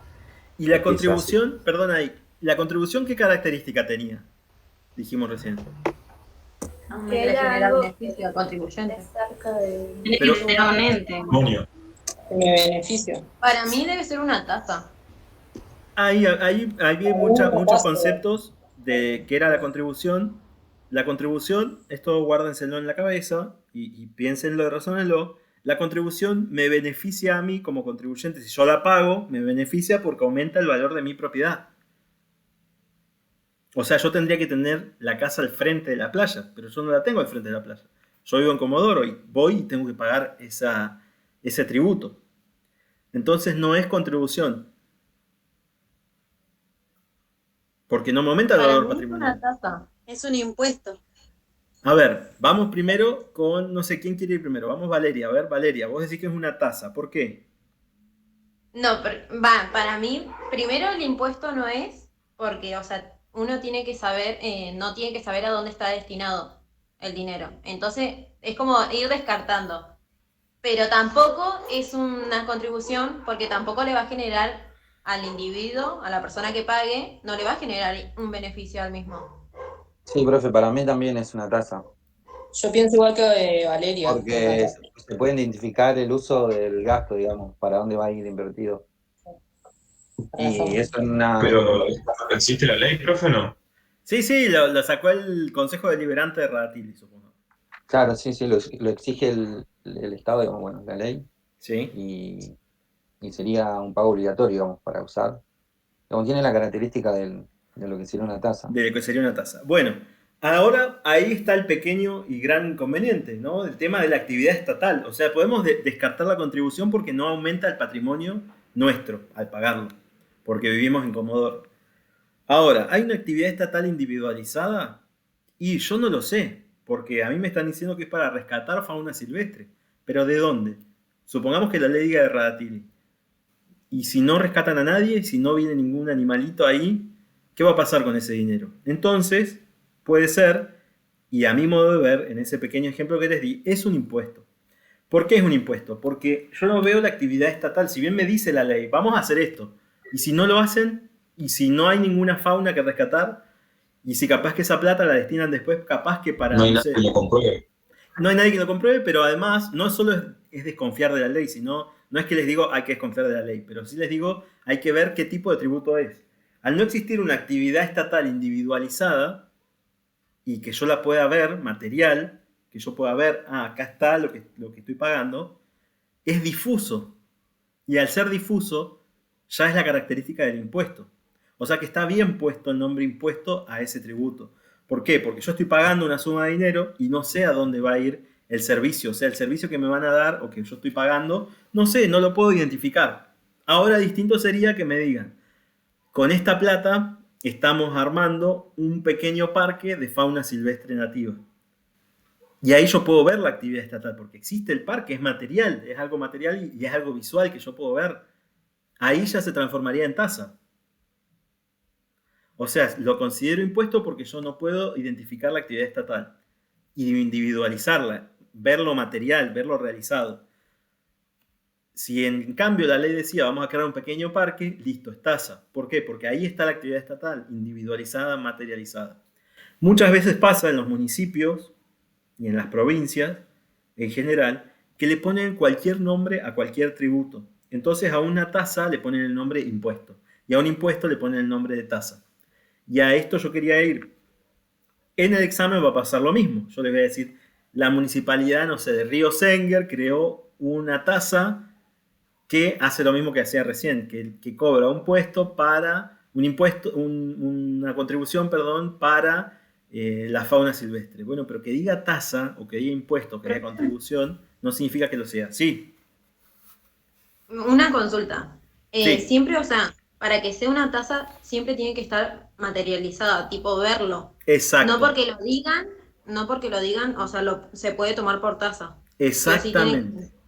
Sí o sí tiene que existir esa prestación. Si viene el Estado de Comodoro y nos dice, voy a crear un impuesto al árbol, y yo veo que están plantando árboles, ahí existió la actividad estatal. Ahora me dicen, que ser tangible, profe. Exacto, yo tengo que poder ver esa actividad. Y si no la pago, si va a haber un barrio entero que diga yo no la pago, ese barrio no va a tener árboles. ¿Sí? Y distinto sería que la municipalidad voy a crear una contribución especial para plantar árboles. Y eso, un árbol puede mejorarla, capaz sí, capaz no, es muy delicado eso igual. Tiene que ser una obra pública la que mejore el patrimonio de una propiedad de una casa. Supongamos, estamos en un barrio en el que no había cloacas, todos teníamos pozos ciegos, pozos negros, no sé cómo se dice, pozos negros. Eso baja el valor de la propiedad. Ahora viene el Estado, arma una obra pública de cloacas, nos pone agua corriente y cloaca, el valor de nuestra propiedad automáticamente sube, porque tenemos una obra importante. Eso es una contribución. Bueno, los casos que yo les voy a plantear, como les decía recién, van a ir por ese lado, van a ir por plantear situaciones y ustedes tienen que tener muy aceitado las definiciones, ¿sí? Bueno, vamos a seguir con el PowerPoint. Les pido que los que no están conectados con cámara, por favor, se conecten. Es un pedido de consulta. Que estemos todos en línea, ¿sí? Seguimos. Vamos a clasificar los tributos ahora. Tenemos distintos, dentro de los tributos tenemos tasas, impuestos y contribuciones. Podemos tener tasas, impuestos y contribuciones de tipo fijas, que me dicen tenés que pagar un monto fijo de esto, ya sea tasa, ya sea impuesto, ya sea contribución. Entonces me dicen todos los meses, no importa si sos millonario, si sos una persona de clase media o si no tenés trabajo, me vas a pagar este impuesto, dice el Estado, fijo, este monto fijo. Por ejemplo, de alumbrado me vas a pagar fijo 300 pesos. Sea la situación que tengas patrimonial. Yo te voy a cobrar 300, monto fijo. Después tengo tributos de tipo proporcionales. Ojo, porque acá cambia la tasa. Yo acá voy a tener tasa cero o tasa máxima. Esto pasa en el impuesto a las ganancias. A medida que yo más dinero gano, aumenta la tasa del impuesto a las ganancias. Hay gente que paga cero de tasa porque no paga impuestos. Hay gente que paga 10% de tasa, 20%, 30% y hasta 35% que existe de tasa del impuesto a las ganancias. Y acá tenemos otra clasificación. O sea, la primera clasificación es fijos y proporcionales. Impuesto fijo o tributo fijo o tributo proporcional. Impuesto, tasa o contribución puede ser. Fijo o proporcional. Después tenemos tributos que pueden ser progresivos o regresivos. Progresivo significa que a medida que el monto imponible, o sea que la base de cálculo de ese tributo aumenta, a medida que más gana la persona, aumenta la tasa, lo mismo que decíamos de proporcional. Que sea progresivo significa que va a tener en cuenta la situación particular de cada contribuyente. A los contribuyentes de clase alta o de mayor poder adquisitivo les va a cobrar mayor tributo y a los de menor menor dinero, digamos, menor poder contributivo, perdón, no me sale la palabra, no les va a cobrar tasa, no les va a cobrar impuesto. Eso es como el impuesto a la ganancia, que, o sea, una mayor que gana más, se le va quitando más dinero. Exactamente. Impuesto a las ganancias es un impuesto progresivo. Es un impuesto proporcional y progresivo. Tiene las dos características. ¿Por qué? Porque a medida que más gano, no es lo mismo que yo gane 1.000.000 de pesos mensuales que gane 15.000 pesos mensuales. El que gana 15.000 no va a pagar impuesto a las ganancias y el que gana 1.000.000 de pesos mensuales va a pagar la tasa máxima de impuesto a las ganancias. Entonces, vieron que muchas veces los políticos dicen yo soy progresista. Quiere decir que al ser progresista va a beneficiar a los que menos tienen y va a buscar, va a ser como un Robin Hood, va a sacarle a los ricos para darle a los pobres. Y después tenemos los impuestos regresivos.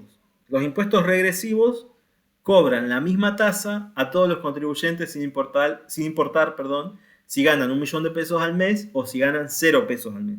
Le cobra igual.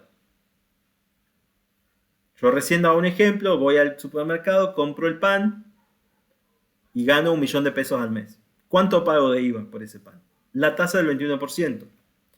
Va una persona que no tiene trabajo, es desempleada y juntó las monedas para comprar ese pan. ¿Cuánto paga esa persona de pan en impuesto a valor agregado? Lo mismo que paga una persona que tiene mucho poder adquisitivo. Entonces esos impuestos no son buenos, son impuestos de tipo regresivo porque mide a todos por igual, no se fija quién tiene más y quién tiene menos. A todos nos cobra lo mismo. Y es regresivo porque perjudica más a quien menos tiene.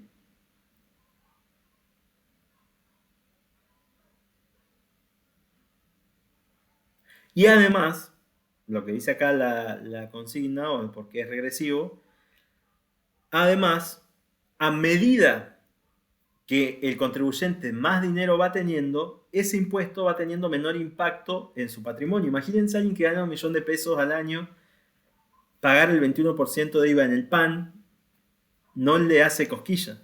Ahora, alguien que está juntando las monedas para ir a comprar pan, ese 21% y lo perjudica gravemente. ¿Se entiende? Sí, profe. Sí, profe. Después tenemos impuestos de tipos ordinarios y impuestos o tributos. Se le dice impuesto, pero en realidad impuesto abarca tributo. Está mal hecho de parte mía, ¿no? Y la mayoría de la doctrina de los especialistas hablan de impuestos para referirse a los tributos en general. No, impuestos es una clase de tributos. Tributos son los 3 que vimos recién. Hay tributos de tipo ordinarios y hay tributos de tipos extraordinarios según la duración en el tiempo que tienen. Por ejemplo, un tributo de tipo ordinario nos va a decir, el Estado dice, creo este impuesto para siempre. Cualquiera que realice esta actividad paga el impuesto. Por ejemplo, el IVA. El IVA es un tributo de tipo ordinario, no va a tener una fecha límite. No es que va a decir el Estado, a partir del 1 de enero de 2024, derogamos el IVA y nada más paga IVA.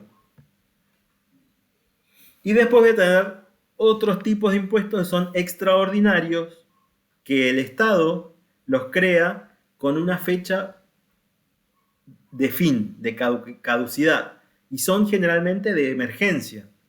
Por ejemplo, en la guerra, estados europeos creaban impuestos extraordinarios para poder afrontar los gastos de la guerra, para pagarle más, para comprar armas, para dar de comer a sus soldados. Y en Argentina, la gran mayoría de los impuestos se crean de forma extraordinaria, es decir, que se crean con un fin en particular de emergencia y por un lapso de tiempo. Por ejemplo, el impuesto a país. Por ejemplo, el impuesto a las ganancias. El impuesto a las ganancias en su propia ley dice que es un impuesto transitorio, que va a durar poco tiempo, que es de emergencia, creado porque el Estado no tenía de dónde sacar más tributo y necesitaba un impuesto urgente. Lo mismo con el impuesto país. Y además, dentro de la letra de la ley del impuesto, dice tiene vigencia por 10 años. Pasan los 10 años y prorroga esa vigencia por 10 años más. pasan esos 10 años más, prorroga esa vigencia. Y siempre lo vas prorrogando porque siempre hay un estado de emergencia en Argentina. ¿Se entiende esta clasificación que estoy haciendo? Sí. ¿Sí? Sí, profe, ¿se entiende? Otra clasificación va a ser según el sujeto, es decir, según el contribuyente. Vamos a tener tributos de tipo real o de tipo objetivo que van a decir, sucedió este hecho jurídico, supongamos, se vendió pan, hay que cobrar el impuesto. O sea, es según el sujeto sería objetivo. Un O sea, impuesto directo. no necesariamente. No, directo o indirecto, no. Real significa que lo que va a pasar con esto, con este impuesto, es que va a existir, o sea, se da la situación que prevé la ley para que se pague el impuesto y se paga. O se cobra el impuesto. O sea, sin importar el sujeto de nuevo, ¿no? Sin importar quién es el contribuyente. ¿Sería como el regresivo, profe? O sea, lo Sí, mismo. sería parecido al regresivo. No tiene en cuenta la situación personal del contribuyente y su capacidad contributiva, su capacidad económica, no la tiene en cuenta. Dice, la ley de IVA dice que por la compra-venta de bienes hay que pagarle el 21%. Y un supermercado dice, estoy vendiendo un bien, te cobro el 21%. Y va una persona y dice, no, pero yo no tengo dinero, no puedo no cobrarte el IVA. Ya el ticket sale con IVA, te van a decir. Ya es así, es la ley. Y después tengo el tributo, de tipo personal o subjetivo. Y acá sí se tiene en cuenta la situación contributiva de ese contribuyente, la capacidad contributiva. Esa capacidad contributiva, un contribuyente que viva en una zona de mucho dinero, que gane mucha plata, que tenga sus cuentas llenas de plata, que tenga gasto de tarjeta de crédito millonaria, para la ley no va a ser lo mismo. Ojo, ahí la ley va a caer con ciertos tributos. Va a decir, vos estás ganando mucha plata, te voy a sacar un poquito porque necesito repartirla. ¿Sí? Entonces vamos a tener impuestos o tributos, fijos o proporcionales, progresivos o regresivos, ordinarios según su duración o extraordinarios por algo de emergencia y con una fecha de caducidad, reales u objetivos, personales o subjetivos, es decir, que tengan en cuenta o no tengan en cuenta la situación particular contributiva o capacidad contributiva de ese cliente. Y acá viene lo que decía el compañero, directos o indirectos. Y acá tenemos un tema. Los impuestos directos, ¿sí? Yo puedo trasladarlos. Existe la posibilidad de trasladar ese impuesto a otro contribuyente y lo vamos a ver más adelante. Esta clasificación la vamos a dejar junto con la de retención y percepción, la vamos a dejar con la de IVA. En IVA lo vamos a entender a esto. Del directo o indirecto y vamos a volver sobre esto en IVA. Ustedes, nosotros como consumidores finales, no podemos trasladar la carga del IVA. Yo la pago, yo voy al supermercado y pago el IVA y ese IVA para mí es un gasto. Yo no puedo ir después y armar una declaración jurada de IVA como consumidor final y decir al Estado, che, yo pagué acá el 21%, devolvémelo. Las empresas sí. Profe, siendo responsable inscripto sí se puede, ¿no? Sí, siendo responsable inscripto, yo puedo trasladar el cobro de ese IVA y decirle al impuesto, armar una liquidación de impuesto y decirle al Estado, che, mirá, todo esto que yo pagué de IVA me lo tenés que devolver. ¿Puede ser que hay gente que se dedica a comprar y vender IVA? Sí, van en cana igual. Está penado por ley. Bueno. Le va muy bien igual a las personas que conozco que está haciendo eso, pero bueno. Y viste, es como todo, hay gente que lo hace, pero es un ilícito eso. Es un ilícito porque ese comprar y vender IVA es un crédito del Estado. Entonces, al ser un crédito del Estado, el Estado cae con mucha fuerza sobre quien hace esa actividad. Acá, en Argentina y en general en los países del mundo, si vos le robás al Estado, es lo peor que podés hacer. Robarle al Estado es como que el Estado te va a caer con toda su fuerza. En general, ¿no? pensando en la igualdad de derechos entre todos. Bueno, y después tenemos los directos son aquellos impuestos en los que yo no puedo hacer una liquidación y no puedo pedir que me devuelvan la plata que pagué por ese impuesto. Y los indirectos, sí puedo armar una liquidación y sí puedo pedir que me devuelvan el impuesto. Esto lo vamos a ver, esta última clasificación, la vamos a ver bien cuando veamos IVA. ¿Sí? Continúo. Bueno, acá está lo que hablábamos recién, el poder tributario, el poder de imperio, la potestad tributaria que existe, ¿no? La potestad tributaria es una facultad del poder del Estado y es otorgada por la Constitución, tiene que estar en la Constitución. ¿Para qué? Para crear, modificar, derogar, es decir, dar de baja, o conceder exoneraciones, que serían exenciones, es decir, esta persona, este sujeto no va a pagar este impuesto, a pesar de que lo tenga que pagar yo como Estado, digo no, este contribuyente no paga impuestos. ¿Y existen? Sí, existen las exenciones, las vamos a ver. Las características que tiene este poder tributario, poder de imperio, ¿cuáles son? Es abstracto, yo no lo puedo ver. Es permanente, el Estado lo tiene constantemente. Siempre me está recordando que tiene el uso de la fuerza y que puede crear tributos y lo puede cobrar. Es irrenunciable. Los Estados no pueden renunciar a esa potestad. No pueden decir, no, a partir de hoy el Estado ya no va a tener más poder tributario. Y es indelegable. El Estado no se lo puede delegar a una persona o a un personaje o a una provincia o a otro organismo. No puede haber una sola provincia que tenga el poder absoluto de todo el poder tributario. No, está repartido.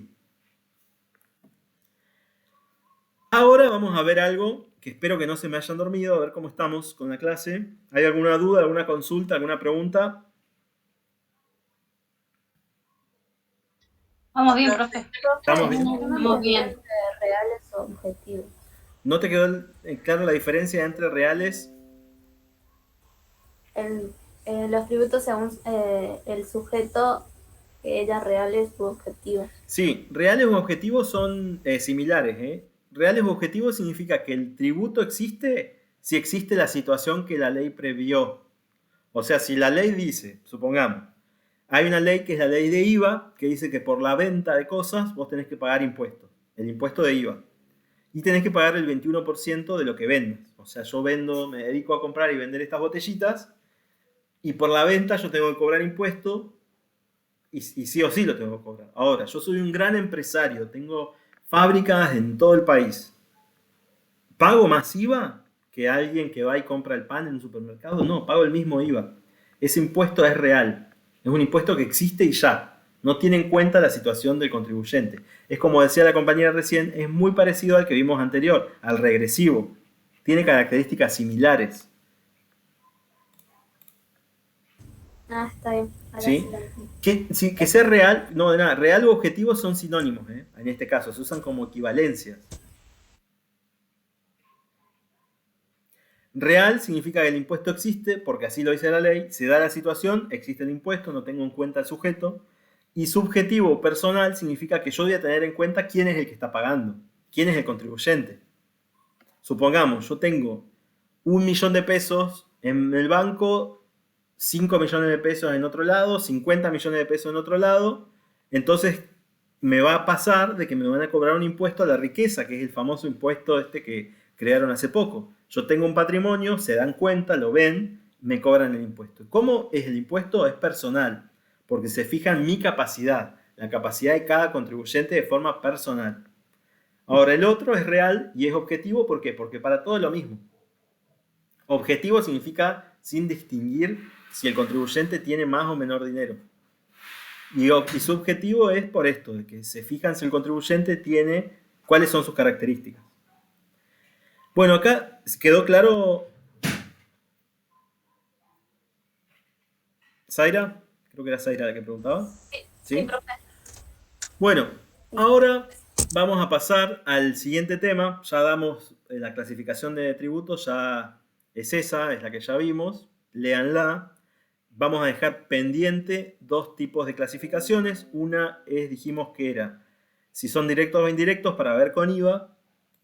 Y lo otro era el tema acá. El tema de las obligaciones tributarias funcionales, de retener o percibir. ¿Sí? Eso lo vamos a ver cuando veamos el impuesto de valor agregado. Acá yo puse importante, recordemos que es el poder tributario porque ya lo habíamos visto en la clase pasada. Habíamos hablado de este poder tributario, poder de imperio. ¿Sí? Es muy importante que siempre tengan en claro que estas son sus características y esto es lo que significa. Es la capacidad de crear, modificar, derogar, conceder exoneraciones. Exoneraciones son exenciones que no pague el contribuyente. Y lo siguiente que vamos a ver ahora es los límites que existen en ese poder tributario. Y acá es donde yo quiero hacer una aclaración.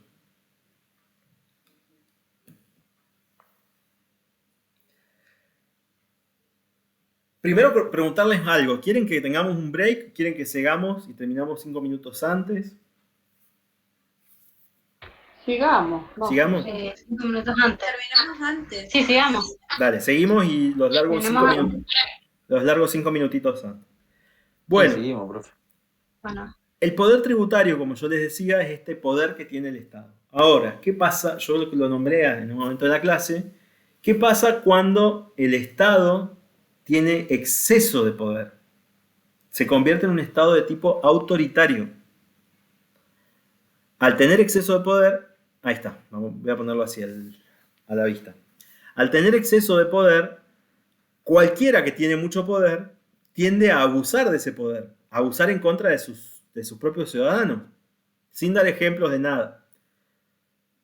Entonces, como la Constitución, y como ya se vio a lo largo de toda la historia de la humanidad, que dale poder a alguien y verás cómo realmente es que la Constitución fija límites a ese poder tributario. Le dice al Estado, che, hay que defender al contribuyente que está en una posición distinta a la tuya, que tiene menos capacidades, que no todos nosotros somos especialistas en impuestos, ni siquiera los contadores. Tenemos que hacer cursos, leer la ley, apoyarnos en otros profesionales para entender qué quiere el Estado y para ver si es constitucional o no, o si va de acuerdo a la ley en lo que nos quieren cobrar. Entonces, como nosotros estamos en un nivel menor al Estado, porque estamos en desventaja frente al Estado, es que la ley fija límites a ese poder tributario. El poder tributario no es absoluto. Otra característica que tiene, que yo la sumaría a este listado que estábamos viendo recién, es que si bien es abstracto, es permanente, es irreducible y indelegable, no es absoluto, porque si no estaríamos frente a una monarquía o a un autoritarismo o un absolutismo al estilo que veíamos a lo largo de la historia cuando teníamos este estado feudal, este estado primitivo. Las constituciones modernas le ponen límites a ese poder tributario. ¿Por qué? Porque acuérdense que ¿qué es el bien mayor protegido por la ley? La propiedad privada del individuo, su patrimonio. El no despojarlo de su patrimonio. Entonces, obviamente, la libertad es lo fundamental para la Constitución. Entonces, frente a este poder que existe del Estado, que es tan abarcativo, tan grande y tiene tantas capacidades, está lo que se denomina límites al poder tributario, que es el tema que vamos a ver ahora.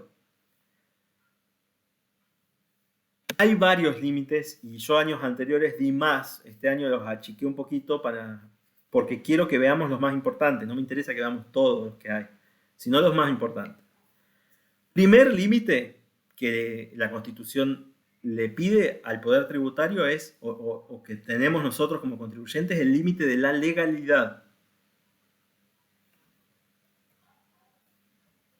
Acá, bueno, explico lo mismo. El poder tributario del Estado necesita regulación para que no se cometan abusos contra el contribuyente y para que el mismo Estado no atente contra los ingresos que lo mantienen. O sea, que existe una relación armónica entre el contribuyente y el Estado. El principio de legalidad nos pide que no puede existir, es un principio legal, dice que no puede haber tributo sin una ley emanada o creada del poder legislativo. básico, ya lo vimos, ya lo hablamos. Si la ley o si el tributo no lo crea el poder legislativo, entonces no hay principio de legalidad, se aplica el principio de legalidad y ese tributo ese tributo es inconstitucional. Y yo ahí puedo poner el límite, le pongo el freno al Estado, en cualquiera de sus formas, y le digo, no cumplís con el principio de legalidad. No puede haber tributo sin una ley emanada del Poder Legislativo.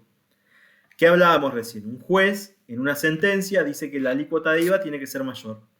Está creando tributo. Entonces, al crear tributo, no es el Poder Legislativo, no es el Poder Legislativo, es el poder judicial que está creando un tributo. Aplicamos principio de legalidad y nos protegemos como contribuyentes y no vamos a pagar ese impuesto. Y si lo pagamos, vamos a pedir que nos lo devuelvan, que nos den un resarcimiento por haber violado el principio de legalidad. Todos los tributos tienen que cumplir con este principio. Acá van a ver que dice, hay algo más, que dice, hay una frase que significa no hay tributo sin ley, viene de la época de los romanos, ahí está en latín. Este principio se explica como un sistema de subordinación a un poder superior o extraordinario, que en el derecho moderno no puede ser la voluntad del gobernante, sino la voluntad de aquello que representa al gobernante. Es decir, la misma sociedad representada. ¿Dónde está representada la sociedad? En el poder legislativo. Ahí están los representantes del pueblo. Particularmente en nuestro caso, en la Cámara de Diputados. Los diputados representan al pueblo, los senadores representan a las provincias. El siguiente principio, ¿se entendió el principio de legalidad del tributo? Sí, profe. Si un tributo no cumple este principio, ese tributo es inconstitucional, va en contra de la Constitución. El segundo principio que tiene que cumplir cualquier tributo es el principio de igualdad. Y esto está en la Constitución, yo le voy a dar un texto para que lean.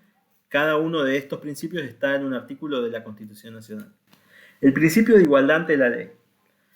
Lo primero que dice nuestra Constitución es que todos somos iguales frente a la ley. No reconoce títulos monárquicos ni títulos nobles. Por ejemplo, en Europa, el que era duque, el que era, no sé, príncipe, tenía mayores derechos que quien era un ciudadano común. Bueno, en la Constitución argentina se sacó todo eso y nos dijeron y establecimos que hay igualdad ante la ley. Somos todos iguales ante la ley, sin privilegios. No hay alguien que tenga coronita, digamos, ¿no? Entonces, para aplicar los principios de la tributación, nos dice también que la base de la tributación es la igualdad de los individuos, ¿sí? Acá lo dice, fíjense, este principio se define como la aplicación de los impuestos sin privilegio a todos aquellos que deben pagarlos según se establezca en la ley. Quienes tienen igual capacidad económica contributiva deben soportar iguales cargas impositivas sin excepciones ni privilegios arbitrarios. O sea que la base de los impuestos tiene que ser la igualdad. Yo gano, supongamos, no sé, 1 millón de pesos al mes, me van a cobrar 50.000 pesos de impuestos. El otro contribuyente gana 1 millón de pesos al mes, le van a cobrar lo mismo que a mí. Hay igualdad ante la ley. ¿Qué pasa si sale una ley y dice a los empresarios de cierta actividad, si no pagan los impuestos no pasa nada?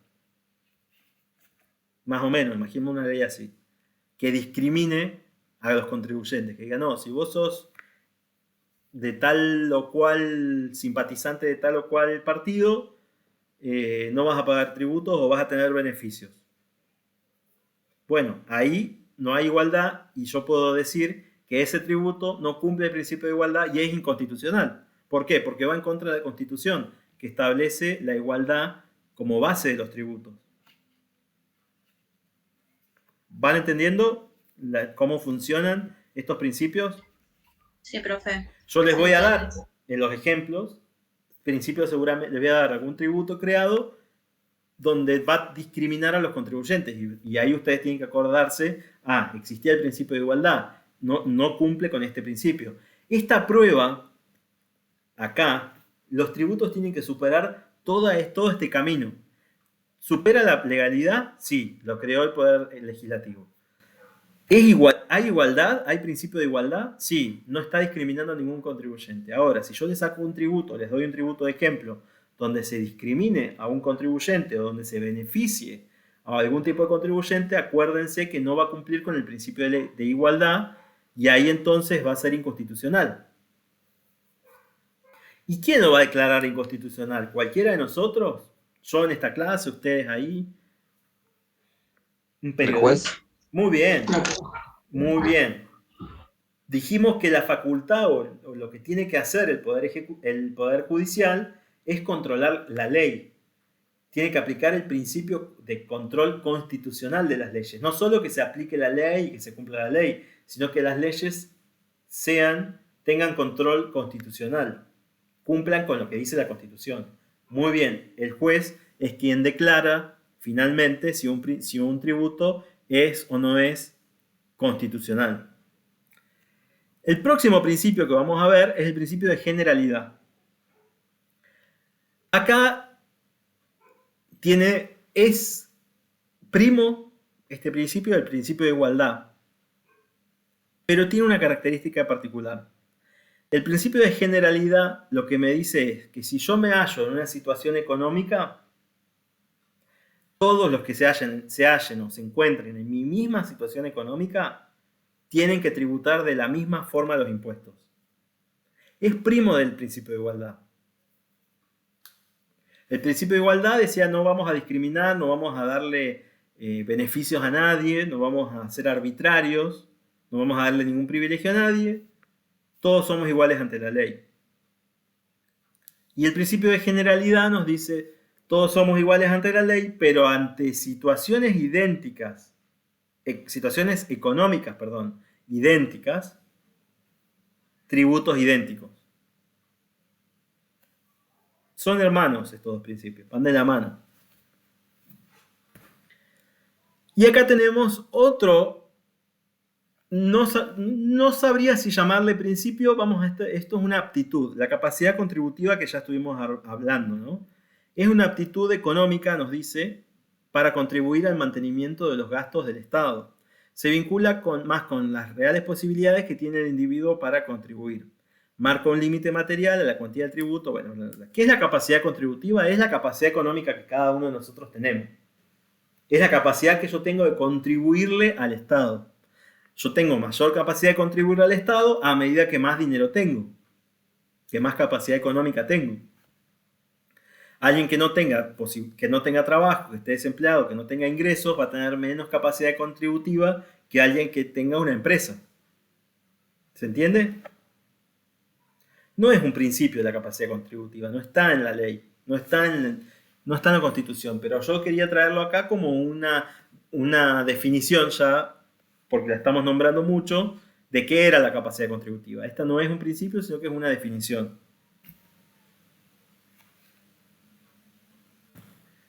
Otro principio es la no confiscatoriedad, que es lo que hablábamos recién con la compañera. No puede superar. Bueno, acá tenemos debate. Podría ser, en algunos autores dicen más del 25% no, y otros dicen que no tiene que exceder el 33% de la propiedad inmobiliaria en el caso de casas o de inmuebles. No confiscatoriedad. ¿Alguien sabe lo que significa confiscar? Que el Estado confisca. Sacar, Muy bien. quitar algo. Muy bien. El Estado cuando confisca, quita. ¿Ustedes se acuerdan de Hugo Chávez cuando iba caminando y decía expropiese esto, expropiese aquello, expropiese aquello otro? Confiscaba los bienes de la gente. Alguien que tenía una casa en un lugar que a él le gustaba, confísquese. Bueno, o no decía confísquese, decía, bueno, no me acuerdo ahora cómo decía, pero bueno, decía algo así como confísquese, como sáquele eso a esa persona y yo lo quiero, o lo quiero para el Estado. No me acuerdo ahora el nombre, como decía él. Pero bueno, es eso, es sacarle patrimonio a los contribuyentes. ¿Sí? Entonces, la no confiscatoriedad, ese principio, es que el Estado no puede quitarme todo mi patrimonio. Y tiene un límite, y no está claro, ojo, No hay una ley que diga hasta el 25 o hasta el 30%. Se toma lo que hablábamos de la jurisprudencia. Para el caso de que yo tenga una casa, se toma hasta el 33%, los inmuebles, digamos, y en el resto de mis bienes yo tengo efectivos y tengo cuentas el 25%, pero no hay una ley que diga, ni siquiera la Constitución dice, bueno, no hay que sacarle más de esto al contribuyente. ¿Sí? ¿Entienden la no confiscatoriedad? Es que el Estado no salga a expropiar el patrimonio de los contribuyentes. Eso significa. Sí, profe. Así decía Hugo Chávez, esa era la palabra, exprópiese. Exprópiese esto, exprópiese lo otro, era muy lamentable, ¿no? Es tragicómico para la pobre gente que, imagínense ustedes teniendo con esfuerzo propio quizás y de su trabajo teniendo sus cosas y viene alguien y les dice exprópiese o le saquen eso y bueno, es fuerte, ¿no? Y ahí terminamos con la clase de hoy. Con lo teórico, con los temas teóricos. Vimos un montón, vimos... Sí, es mucho. Sí, vimos decreto. Bueno, la clase que viene va a ser un poco más divertida porque ya vamos a empezar a hablar del impuesto a las ganancias. Básicamente el impuesto a las ganancias para trabajadores en relación de dependencia. En ese nos vamos a centrar y vamos a ver cómo es muy interesante. Y es más, ahora está en las noticias que van a cambiar los mínimos, los montos. Vamos a ver todo lo que va a pasar. Pero no los puedo despedir así nomás, sino que vamos a tener, yo les había prometido, un pequeño test de lectura individual. Así que pongan sus cámaras, por favor. Igual me voy a dar cuenta si alguien no lo hizo individual, porque tienen que escribir y razonar. No lo tomen como un examen, es un pequeño test para ver cómo vienen con la lectura y para ver si se entienden los conceptos. ¿Sí? ¿Por qué? Porque lo que quiero evitar es que lleguemos a la instancia de parcial y que ustedes tengan que defender un concepto o defender algo y yo note que lo entendieron mal. O sea, prefiero que lo entiendan mal ahora y que yo pueda decirles, che, la clase que viene decirles, miren, acá esto lo tienen mal y que no impacte en la nota de ustedes, sino que lo podamos resolver antes de llegar a la instancia de examen. ¿Se entiende? ¿Lo hacemos ahora, profe? ¿No? Sí, ahora. Ahí yo les pasé el link. Si quieren, ahora se los paso por la... Voy a detener.